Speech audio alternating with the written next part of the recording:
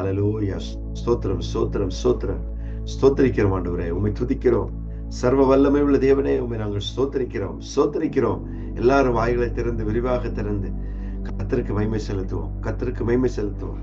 உன்னதரை துதியுங்கள், உன்னதரை துதியுங்கள். கர்த்தர் எவ்வளவு நன்மைகள் செய்திருக்கிறார், எவ்வளவு அதிசயமாய் அற்புதமாய் நம்மை நடத்தி வந்திருக்கிறார்.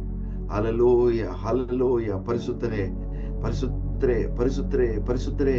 இந்த அதிகாலை நேரத்தில் ஆண்டவரே, என்னையும் பெயர் சொல்லி அழைத்த ஆண்டவரே, உன்னதமான உயர்ந்தவரான ஹல்லேலூயா சிங்காசனத்தில் விட்டிருக்கிறதான உம்மை துதிப்பதற்கு எனக்கு கிருபை தந்தீங்களே டாடி, உமக்கு கோடானு கோடி ஸ்தோத்திரம். என்னுடைய வீட்டில் ஆண்டவரே உம்முடைய துதியின் சத்தத்தை எழும்ப பண்ணினீரே, உமக்கு ஸ்தோத்திரம் ஆண்டவரே. என்னுடைய பிள்ளைகளும் என்னுடைய நாவும் என்னுடைய என்னுடைய என்னுடைய செவிகளுக்கும், என்னுடைய பிள்ளைகளுடைய செவிக்கும், என்னுடைய வீட்டில் இருக்கிற ஒவ்வொருடைய செவிக்கும் உம்முடைய துதியின் சத்தத்தை ஆண்டவரே கேட்க பண்ணினீரே, உமக்கு கோடானு கோடி ஸ்தோத்திரம் ஆண்டவரே. உம்முடைய துதியின் சத்தத்தை எங்களுடைய நாவினில இந்த அதிகாலை நேரத்தில் துணிக்க பண்ணினபடினால உமக்கு கோடானு கோடி ஸ்தோத்திரம், ஸ்தோத்திரம், ஸ்தோத்திரம். ஹல்லேலூயா, ஹல்லேலூயா. கர்த்தரை துதியுங்கள். கர்த்தர் நல்லவர், அவர் கிருபை என்றும் உள்ளது. கர்த்தரை ஆமென். அநேக ஸ்தோத்திர பலிகளினால், அநேக ஸ்தோத்திர பலிகளினால் கிருபை பெருகும் என்று சொல்லி இருக்கிறபடினால ஆமென். அவருடைய கிருபை நமக்கு அளவில்லாமல் தேவைப்படுகிறனால அவரை துதியுங்கள், துதியுங்கள், துதியுங்கள். ஸ்தோத்திரம் ஆண்டவரே, ஸ்தோத்திரம், ஸ்தோத்திரம், ஸ்தோத்திரம். வானத்திற்கும் பூமிக்கும் சகல அதிகாரம் படைத்த சர்வ வல்லமை உள்ள தேவனே, உம்மை நோக்கி பார்க்கிற ஒவ்வொரு முகங்களையும் பிரகாசிக்க பண்ணும் ஆண்டவரே. உம்மை நோக்கி உம்மிடத்துல கேட்கிறதான ஆண்டவரே விண்ணப்பங்களுக்கு எல்லாம் நீர் பதில் கொடுக்க நீர் போதுமானவர். உம்முடைய பிரசன்னம் இறங்கி இருக்கிற இடத்துல ஆண்டவரே நீர் வந்து ஆண்டவரே ஒவ்வொருவரையும் ஆசீர்வதிப்பேன் என்று சொல்லி இருக்கிறீரே ஆண்டவரே. உம்மை நோக்கி பார்க்கிற முகங்களை பிரகாசிக்க பண்ணும், பிரகாசிக்க பண்ணும் இந்த அதிகாலை நேரத்துல.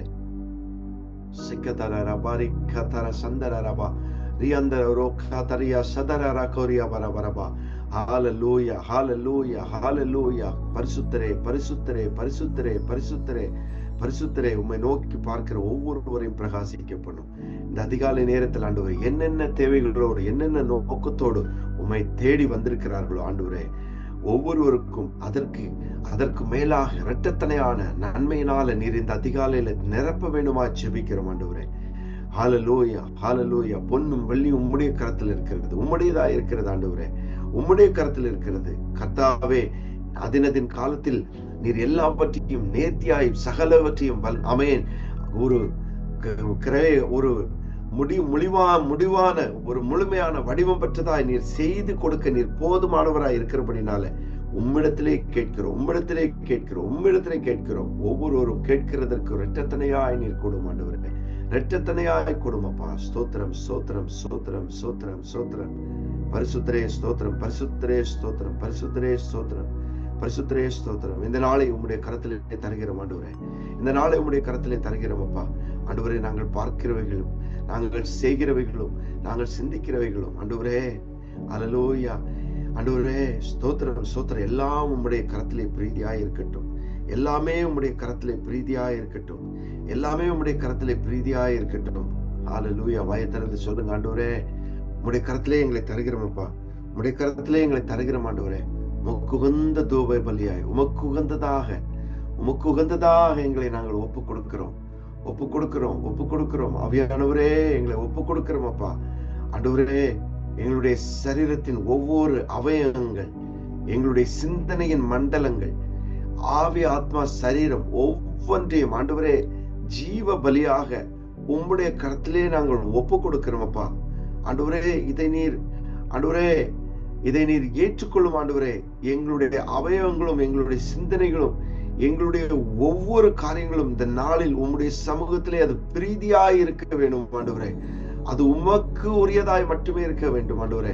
உமக்கு பிரியமில்லாதவைகளை செய்கிறவைகளாய் இருக்கவே கூடாது.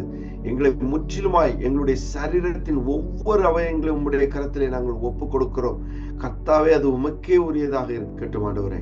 நாங்கள் சிறுகவும் நீர் பெருகவும் நீர் எங்களை எடுத்து ஆண்டவரே நீர் நடத்த வேண்டுமா ஜெபிக்கிறோம். இந்த நாளை உம்முடைய கரத்திலே நாங்கள் தருகிறோம். மீதி உள்ள பகுதியும் கர்த்தர் நீர் எங்களோடு இருந்து எங்களை வழிநடத்தும். இயேசுவின் நாமத்தில் பிதாவே, ஆமேன், ஆமேன். கர்த்தருடைய நாமம் மகிமைப்படட்டும். இந்த அதிகாலையில வந்திருக்கிற உங்கள் ஒவ்வொருவரையும் இயேசுவின் இணையில்லாத நாமத்தினாலே மீண்டும் ஒரு விசை நான் வாழ்த்தி வரவேற்கிறேன். கர்த்தர் தாமே உங்கள் ஒவ்வொருவரையும் ஆசீர்வதிப்பாராக. அவரை கேட்கிற, அவரை குறித்ததான காரியங்களை கேட்கிற செவியும், அவரை பாடுகிறது அந்த நாவும் பாக்கியம் உடையது. நீங்களும் நானும் பாக்கியம் உடையவர்களா இருக்கிறோம், பாக்கியவதிகளா இருக்கிறோம்.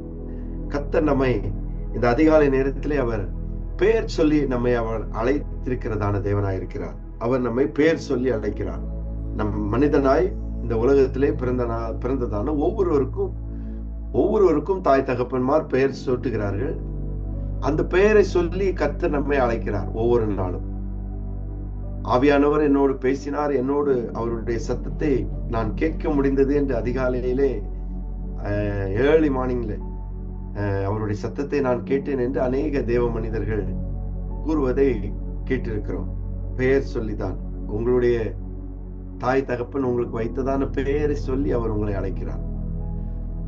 ஆனால் மனிதர்களாகிய அநேகர் தன்னுடைய நிலை மாறுவதற்காக, தன்னுடைய வாழ்க்கையின் முறை மாறுவதற்காக, அல்லது சிலர் ஆசீர்வாதத்தை அடைவதற்காக தன்னுடைய பெயரை மாற்ற வேண்டும் என்று நினைக்கிறார்கள். உலக பிரகாரமான மனிதர்கள் ஜோதிடத்தை நம்பி அவர்கள் ஜோதிடர்கள் கூறுகிறதான அந்த பெயரை அவர்கள் சுட்டி மாற்றுகிறார்கள். சிலர் தன்னுடைய பெயரை துரதிர்ஷ்டவசமாக நினைக்கிறதுனால அவர்கள் பெயரை மாற்றுகிறார்கள். கிறிஸ்தவர்களுக்கும் வேறு கிறிஸ்துவை அறியாத வாழ்க்கையில் இருந்து கிறிஸ்துவை அறிந்ததான வாழ்க்கைக்கு அவர்கள் வரும் பொழுது, ஞான ஸ்நானம் கொடுக்கப்பட்ட பிறகு கிறிஸ்தவர்களாகிய நமக்கும் புதிய பெயரை சிலர் சூட்டுகிறார்கள். நம்மையும் ஆண்டவர் நமக்கு இருக்கிறதான பெயரையும் சர்வ வல்லமையுள்ள தேவன் பெயர் சொல்லி நம்மை அழைக்கிறவராக இருக்கிறார். வேதத்திலே பழைய ஏற்பாட்டு புஸ்தகத்திலே நாம் பார்க்கும் பொழுது பெயர்கள் அவர்களுக்கு மாற்றப்பட்ட பின்பு அதற்கு ஒரு சில உதாரணத்தையும் அல்லது அதனுடைய தன்மையையும், அது எதற்காக அந்த பெயரினுடைய பொருள் என்ன என்பதையும் கர்த்தர் மனிதர்களுக்கு சொல்லி அழைத்திருக்கிறார். அது இந்த பெயரின் மூலமாக ஒரு அடையாளம் மனிதனுக்கு வழங்கப்படுகிறது. ஏசாயா தீர்க்கதரிசன புஸ்தகம் 43வது அதிகாரம் 1வது வசனத்தை நாம் பார்க்கும் பொழுது அங்கே வசனம் சொல்லுகிறது, இப்போதும் யாக்கோபே உன்னை சிருஷ்டித்தவரும் இஸ்ரவேலே உன்னை உருவாக்கினவருமாகிய கர்த்தர் சொல்லுகிறதாவது, பயப்படாதே, உன்னை மீட்டுக் கொண்டேன், உன்னை பெயர் சொல்லி அழைத்தேன், நீ என்னுடையவன் என்று ஆண்டவர் சொல்லுகிறார். அதாவது ஒரு புதிய உறவு, ஒரு புதிய குணாதிசயம், அல்லது நம்மளுடைய மனிதனுடைய வாழ்க்கையில ஒரு புதிய கட்டம் என்றதான ஒரு நிலை வருகிற பொழுது வேதாகமத்தில் தேவன் இப்படி ஒரு சிலருக்கு புதிய பெயர்களை அவர் அழைக்கிறவராக இருந்தார். இப்பொழுதும் அவர் பெயர்களை அநேக மனிதர்களுக்கு கொடுக்கிறார். இங்கே ஒரு காரியத்தை நாம் பார்க்கும் பொழுது வாக்குத்தத்தம் மற்றும் உடன்படிக்கை என்கிறதான ஒரு சூழ்நிலையை ஒரு மனிதனுக்கு ஆண்டவர் கொடுக்கிறார். ஒரு வாக்குத்தத்தத்தை அல்லது ஒரு உடன்படிக்கையை ஒரு மனிதனோடு அவர் செய்யும் பொழுது, ஆதியாகமத்தின் புஸ்தகம் 17வது அதிகாரம் 5 மற்றும் 15வது வசனங்களை நாம் பார்ப்போமே ஆனால், தேவன் ஆபிரகாமை கூப்பிட்டு அவனை நீ தேசங்களின் தந்தை என்று அவனுக்கு வாக்களிக்கிறார். ஆனால் ஆபிரகாமுக்கு பாருங்கள், குழந்தை இல்லாமல் இருக்கிறது. தேவன் ஆபிரகாமுக்கும் சாராய்க்கும் ஒரு குழந்தையை கொடுக்கிறார். பின்பதாக அவர் ஆபிரகாமை சொல்லுகிறார் ஆபிரகாம் என்றும், மற்றும் சாராயை பார்த்து சாராள் என்றும் சொல்லுகிறார். வசனம் இப்படியாய் சொல்லுகிறது, இனி உன் பெயர் ஆபிராம் என்னப்படாமல் நான் உன்னை திரளான ஜாதிகளுக்கு தகப்பனாக ஏற்படுத்தினபடியினால் உன் பெயர் ஆபிரகாம் எனப்படும் என்று சொல்கிறார். 15வது வசனத்திலே பின்னும் தேவன் ஆபிரகாமை நோக்கி, உன் மனைவி சாராயை இனி சாராய் என்று அழையாதிருப்பாயாக, சாராய் என்பது அவளுக்கு சாராள் என்பது பெயராயிருக்கும் ஆண்டவர் சொல்லுகிறார். ஒரு வாக்குத்தத்தத்தை, ஒரு சந்ததியை, ஒரு உடன்படிக்கையை கர்த்தர் ஒரு மனிதனோடு செலுத்தும் பொழுது இப்படி ஒரு பெயரை மாற்றுகிறதை இங்கே நாம் பார்க்கிறோம். இன்னொரு காரியத்தை வேதத்திலிருந்து நான் உங்களுக்கு கோடிட்டு காட்ட விரும்புகிறேன். இங்க பாருங்கள், ஒரு மனிதன் எத்தனாய் இருக்கிறான். எத்தனை என்றால் திருடன் என்று பெயர். திருடனை அவருடைய பக்தனாக ஆண்டவர் மாற்றுகிறார். யாக்கோபு அவனுடைய தாயார் ரெபெக்காளின் ஊக்கத்தினால் தன்னுடைய சகோதரனின் மூத்தவனின் ஆசீர்வாதத்தை பெற அவன் ஆர்வமாக இருக்கிறான். எப்பொழுதுமே இந்த ஆசீர்வாதத்தை நான் பெற்றுக்கொள்ள வேண்டும் என்கிறதான ஒரு உத்வேகம் அவனுக்குள்ளே காணப்படுகிறது. யாக்கோபு இந்த ஏசா நல்ல பசியோடு இருந்ததான அந்த நேரத்துல யாக்கோபு தன்னுடைய அந்த சூழ்நிலையை பயன்படுத்தி கொண்டு அந்த ஏசாவுடைய அந்த சேஷ்ட புத்திர பாகத்தை அவன் அபகரித்துக் கொள்கிறான். பின்னர் அவன் ஏசாவாக வேடமணிந்து தனது பார்வையற்ற தந்தை ஈசாக்கிடம் இருந்து ஆசீர்வாதத்தை அவன் பெற்றுக் கொள்கிறான். இது நம்ம எல்லாருக்குமே தெரியும்.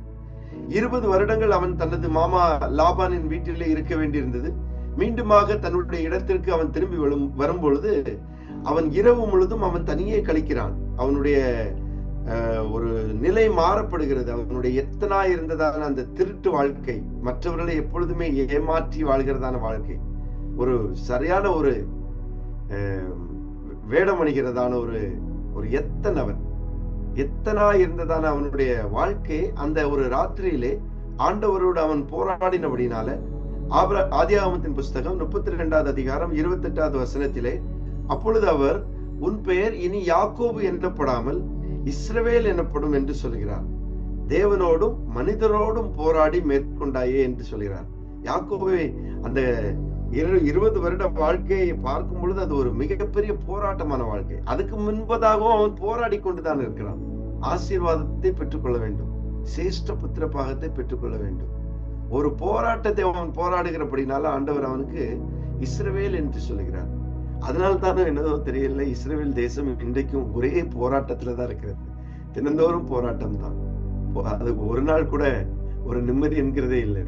போராடி கொண்டேதான் இருக்கிறார்கள். இன்னொரு காரியத்தை நாம் புதிய ஏற்பாட்டு புஸ்தகத்திலே பார்க்க முடியும். ஒரு மனிதனுடைய தன்மை, அதாவது அவனுடைய ஒரு வடிவம், அது உருமாற்றம் அடைகிறது. நான் பேதுருவை குறித்து நான் உங்களுக்கு சொல்லுகிறேன். யோவான் எழுதின சுவிசேஷம் 1வது அதிகாரம் 42வது வசனம் சொல்லுகிறது. மத்தேயு 16வது அதிகாரம் 17வது வசனம் சொல்லுகிறது, இயேசு அவனை நோக்கி, யோனாவின் குமாரனாகிய சீமோனே, நீ பாக்கியவான், மாம்சமும் இரத்தமும் இதை உனக்கு வெளிப்படுத்தவில்லை, பரலோகத்தில் இருக்கிற என் பிதா உனக்கு இதை வெளிப்படுத்தினார் என்று சொல்கிறார். 18வது வசனத்திலே சொல்கிறார், மேலும் நான் உனக்கு சொல்லுகிறேன், நீ பேதுருவாய் இருக்கிறார், இந்த கல்லின் மேல் என் சபையை கட்டுவேன், பாதாளத்தின் வாசல்கள் அதை மேற்கொள்வதில்லை என்று சொல்கிறார். பாருங்கள், பாதாளத்தின் வாசல்களே உன்னை மேற்கொள்வதில்லை. ஆனால் இந்த பேதுருவை நாம் பார்க்கும் பொழுது அவன் சீமோனாய் அவன் இருக்கிறான். அந்த சீமோனாய் இருக்கிறதான அந்த பேதுருவை யோவான் 1வது அதிகாரம் 42வது வசனம் சொல்லுகிறது, இயேசு அவனை பார்த்து, நீ யோனாவின் மகனாகிய சீமோன், நீ கேபாய் எனப்படுவாய் என்கிறார். கேபாய் என்பதற்கு பேதுரு என்று அர்த்தமாம். இந்த பேதுரு என்பதற்கு பாறை என்று அப்போஸ்தலர்கள் 2வது அதிகாரத்திலே பொருள்படுகிறதாய் ஆண்டவர் அவனை குறித்து சொல்லுகிறார். கர்த்தருக்கு பிரியமானவர்களே, இந்த பேதுரு என்கிறவன் ஒரு நிலையற்ற தன்மையுடையவனாக இருக்கிறவனாக இருந்தான். அவனுடைய பேச்சு சில நேரங்களில் ஒருவேளை இப்படி பேசுவான், ஒருவேளை அப்படி பேசுவான். மாறி மாறி பேசுகிறவனாய், ஆண்டவருக்கே ஆலோசனை சொல்லுகிறவனாய் கூட இருந்தான். சில நேரங்கள்ல அவன் பேசுகிறது அவனுக்கே தெரியாது. அதாவது ரைட் சைட்ல இண்டிகேட்டர் போட்டு அப்படியே லெப்ட்ல போயிட்டு இருக்கிறது மாதிரி. அப்படி ஒரு ஒரு வித்தியாசமான வாழ்க்கையை வாழ்கிறவனுடைய அந்த ஒரு தன்மை இல்லாத, ஒரு முழுமை பெறாத, ஒரு வடிவம் இல்லாத ஒரு வாழ்க்கை வாழ்கிறவனா இந்த பேதுரு இருக்கும் பொழுதுதான் ஆண்டவர் சொல்லுகிறார், பேதுரு என்றால் பாறை எனப்படும் என்று சொல்கிறார். பலவீனமான ஒரு பொருள், பலவீனமான ஒரு மனிதனுடைய வாழ்க்கையை உருமாறி அவன் பெந்தேகொஸ்தே நாளிலே அவன் பாறையை போல எப்படி உறுதியாக பேசினான் என்று அப்போஸ்தலர்கள் 2வது அதிகாரத்தை நீங்கள் வாசிப்பீர்களே ஆனால் உங்களுக்கு தெரியும். ஒரு நிலையற்ற, ஒரு பேசுவதற்கு கூட கோர்வையாக பேச தெரியாத ஒரு மனிதனை ஆவியானவர் அவனுக்குள்ளே இறங்கிறதுனால அவர் முழுமை பெற செய்தார், ஒரு முழு வடிவம் பெற செய்தார் பேதுருவை. இன்னும் நீங்கள் வேதத்திலே அநேக பாத்திரங்களை பார்க்க முடியும். பவுலை குறித்து பார்க்கலாம், சவுலை குறித்து நாம் பார்க்கலாம். தேவ மனிதர்களையும் தேவ சபையையும் துன்பப்படுத்துகிறவனாய் இருந்ததான சவுல் பின்பதாக பவுலாக மாற்றப்பட்டு அவன் கர்த்தருடைய ஊழியங்களை அதிகமாய் செய்கிறவனாக. புதிய ஏற்பாட்டு புஸ்தகத்திலே அநேக அதிகாரங்களை எழுதினது இந்த பவுல் தான். கர்த்தர் இப்படி ஒவ்வொருவருக்கும் ஒவ்வொரு நாமத்தை, ஒவ்வொரு பெயரை, ஒவ்வொரு தன்மையை கொடுத்தார். இந்த அதிகாலை நேரத்திலே உங்களுக்கும் எனக்கும் அவர் என்ன கொடுக்கிறார்? அதைத்தான் நமக்கு ஒரு முக்கியமான காரியமாக இருக்கிறது. அவர் நமக்கு நித்திய நாமத்தை கொடுக்கிறவராக இருக்கிறார். கர்த்தர் ஜெயம் கொள்ளுகிறவர்களுக்கு தேவன் ஒரு புதிய நாமத்தை வழங்குவதாக அவர் நமக்கு வாக்களிக்கிறார். இந்த அதிகாலை நேரத்திலே வெளிப்படுத்தலின் புஸ்தகம் 2வது அதிகாரம் 17வது வசனம் சொல்லுகிறது, ஆவியானவர் சபைகளுக்கு சொல்லுகிறதை காதுள்ளவன் கேட்க கடவன். ஜெயம் கொள்ளுகிறவனுக்கு நான் மறைவான மன்னாவை புசிக்க கொடுத்து அவனுக்கு வெண்மையான குறிக்கல்லையும் அந்த கல்லின் மேல் எழுதப்பட்டதும் அதை பெறுகிறவனே அன்றி வேறொருவனும் அறியக்கூடாததுமாகிய புதிய நாமத்தையும் கொடுப்பேன் என்று எழுது என்று சொல்லுகிறார். 3வது அதிகாரம் 12வது வசனத்திலே சொல்லுகிறார், ஜெயம் கொள்ளுகிறவன் எவனோ அவனை என் தேவனுடைய ஆலயத்திலே தூணாக்குவேன், அது நின்று அவன் ஒரு காலம் நீங்குவதில்லை. என் தேவனுடைய நாமத்தையும் என் தேவனால் பரலோகத்தில் இறங்கி வருகிற புதிய எருசலேமாகிய என் தேவனுடைய நகரத்தையும் நாமத்தையும் என் புதிய நாமத்தையும் அவன் மேல் எழுதுவேன் என்று சொல்கிறார். கர்த்தருக்கு பிரியமானவர்களே, கரங்களை உயர்த்தி நாம் அவருக்கு நன்றி செலுத்துவோம். தேவன் நமக்கும் ஒரு நாமத்தை அவர் வைத்திருக்கிறார், ஒரு பெயரை அவர் வைத்திருக்கிறார் என்கிற விசுவாசம் நமக்குள்ளே எப்பொழுதும் இருக்க வேண்டும். இதை குறித்ததான ஓட்டம் தான் ஒவ்வொரு கிறிஸ்தவனுக்கும் அவசியமுடையதாக இருக்கிறது. இயேசுவானவர் மத்தேயு 13வது அதிகாரத்திலே காதுள்ளவன் இதை கேட்க கடவன் என்று இந்த அதிகாலை நேரத்திலே நமக்கு சொல்லுகிறார். 13வது அதிகாரம் 3வது வசனத்திலிருந்து 9வது வசனங்களை வரைக்கும் நாம் வாசிக்கும் பொழுது அவர் அநேக விசேஷங்களை உவமைகளாக அவர்களுக்கு சொன்னார். கேளுங்கள், விதைக்கிறவன் ஒருவன் விதைக்க புறப்பட்டான். அவன் விதைக்கையில் சில விதை வழியருகே விழுந்தது. பறவைகள் வந்து அதை பட்சித்து போட்டது. சில விதை அதிக மண் இல்லாத கற்பாறை இடங்களில் விழுந்தது. மண் ஆழமாயிராததினாலே அது சீக்கிரமாய் முளைத்தது. வெயில் ஏறின போதோ தீந்து போய் வேரில் இல்லாமையால் உலர்ந்து போயிட்டு. சில விதை முள்ளுள்ள இடங்களிலே விழுந்தது. முள் வளர்ந்தது, அதை நெருக்கி போட்டது. சில விதையோ நல்ல நிலத்தில் விழுந்து சிலது 100ஆகவும் சிலது 60ஆகவும் சிலது 30ஆகவும் பலன் தந்தது. கேட்கிறதற்கு காதுள்ளவன் கேட்க கடவன் என்று சொல்கிறார். நாம் நல்ல நிலத்தில் விதைக்கப்பட்டு 100ஆகவும் 60ஆகவும் 30ஆகவும் பலன் தந்து தேவனுடைய ராஜ்யத்தை நாம் சுதந்திரிக்கிறவர்களாக இருக்க வேண்டும். கரங்களை உயர்த்தி சொல்லுங்க, நான் ஆண்டவரே தேவனுடைய ராஜ்யத்தை நான் சுதந்திரிக்கிறவனாக இருக்க வேண்டும். என்னுடைய வீட்டில் இருக்கிற ஒவ்வொருவரும் உம்முடைய ராஜ்யத்தை சுதந்திரிக்கிறவர்களாக இருக்க வேண்டும். நீர் உம்முடைய ஆலயத்திலே தூணாக்குவேன் என்று சொல்லி இருக்கிறீரே ஆண்டவரே, ஜெயம் கொள்ளுகிறவன் எவனோ அவனை என் தேவனுடைய ஆலயத்திலே தூணாக்குவேன் என்று சொன்னீரே, என்னையும் தூணாக்கும் ஆண்டவரே என்று சொல்லுவோம். ஹல்லேலூயா. வாய்களை திறந்து சொல்லுவோமா? உம்முடைய ஆலயத்திலே நீர் என்னையும் தூணாக்கும் ஆண்டவரே, அது நின்று ஒரு காலும் நீங்குவதில்லை என்று சொன்னீரே, நான் நீங்கவே கூடாது. உம்முடைய ஆலயத்திலே நான் எப்பொழுதும் இருக்க வேண்டும். பரலோகத்தில் இருக்கிற எருசலேமாகிய புதிய எருசலேமாகிய தேவனுடைய நகரத்திலே நாம் இருக்கிறவர்களாக இருக்க வேண்டும். இதை குறித்ததான ஓட்டம் நமக்கு இருக்க வேண்டும். நாம் ஜெயம் கொள்ளுகிறவர்களாக இருக்க வேண்டும். வேதத்திலே நாம் அநேக பெயர்களை பார்த்தோம். ஒவ்வொருவருக்கும் கர்த்தர் ஒவ்வொரு பெயரை கொடுத்து அவர்களுக்கு ஒரு வெற்றி உள்ள வாழ்க்கையை கொடுத்தார். இந்த அதிகாலை நேரத்திலே உங்களுக்கும் எனக்கும் அவர் ஜெயம் கொள்ளுகிறவர்கள் என்கிறதான ஒரு நாமத்தை கொடுக்கிறார். கரங்களை உயர்த்தி நாம் பெற்றுக்கொள்வோமா? இந்த வாழ்க்கை தான் நமக்கு தேவையா இருக்கிறது. இதை குறித்ததான ஓட்டம் தான் நமக்கு தேவையா இருக்கிறது. கண்களை மூடி நாம் எல்லாரும் ஜெபம் செய்வோம். அல்லேலூயா. ஸ்தோத்திரிக்கிறோம் ஆண்டவரே, ஸ்தோத்திரிக்கிறோம். பரலோக தேவனே, உமக்கு கொடானு கொடி ஸ்தோத்திரம் ஆண்டவரே. ஸ்தோத்திரிக்கிறோம் ஆண்டவரே. சிமோனை நீர் பேதுருவாய் மாற்றினீர் ஆண்டவரே. சவுலை நீர் பவுலாக மாற்றினீர். யாக்கோபை நீர் இஸ்ரவேலாய் மாற்றினீர். ஆபிரகாமை நீர் ஆபிரகாமாக மாற்றினீர் ஆண்டவரே. கர்த்தாவே, நீர் ஒவ்வொருவருக்கும் ஒரு புதிய நாமத்தை கொடுத்து ஆண்டவரே அவர்களுக்கு புதிய ஒரு ஆசீர்வாதத்தை கட்டளையிட்டீர். அதே போலவே ஆண்டவரே, நாங்களும் அப்பா ஜெயம் கொள்ளுகிறவர்கள் என்கிறதான ஒரு நாமத்தை நீர் எங்களுக்கு இன்றைக்கு கொடுத்திருக்கிறீர். இந்த நித்திய நாமத்தை நாங்கள் அடைந்து கொள்ளும்படி, இதை நாங்கள் பெற்றுக்கொள்ளும்படி எங்கள் ஒவ்வொருவருக்கும் கிருபை பாராட்டும். நாங்கள் இன்றைக்கு ஆண்டவரே தொடக்கத்திலே ஜெபித்தது போல எங்களுடைய ஒவ்வொரு காரியங்களும் உம்முடைய சமூகத்திலே நாங்கள் ஒப்பு கொடுக்கிறோம் ஆண்டவரே உமக்கு பிரியமான வாழ்க்கை வாழ்ந்து எப்பொழுது உம்மோடு இருந்து ஆண்டவரே நித்திய நாமத்தை நாங்கள் பெற்றுக் கொள்கிறவர்களாக எங்கள் ஒவ்வொருவருக்கு இந்த கிருபை கொடும் ஆண்டவரே. உம்முடைய கிருபை இல்லாமல் எங்களால் இதை பெற்றுக்கொள்ள முடியாது ஆண்டவரே. எங்களுக்கு உம்முடைய கிருபை தேவை, உம்முடைய கிருபை வேணும் ஆண்டவரே. நித்திய நாமத்தை நாங்கள் பெற்றுக்கொள்ள வேண்டும், நித்திய நாமத்தை நாங்கள் பெற்றுக்கொள்ள வேண்டும். கர்த்தர் இந்த அதிகாலை நேரத்தில் இந்த வசனங்கள் மூலமாய் நீர் எங்களை ஆசீர்வதித்ததற்காக உமக்கு கோடானு கோடி நன்றி. இதை கேட்ட ஒவ்வொருவருக்கும் நீர் கிருபை கொடுத்ததற்காக உமக்கு கோடானு கோடி நன்றி ஆண்டவரே. இந்த நாளிலப்பா பிறந்த நாள் மற்றும் திருமண நாள் கொண்டாடுகிற பிள்ளைகளை ஆசீர்வதிங்க. இன்னும் அநேக நாட்களை பெற்று அவர்கள் காண கர்த்தர் கிருபை பாராட்டுங்க. எங்கள் நிமித்த அநேகருக்கு ஆண்டவரே பாதுகாப்பும் சமாதானமும் சந்தோஷமும் சுகமும் விடுதலையும் உண்டாகட்டும்.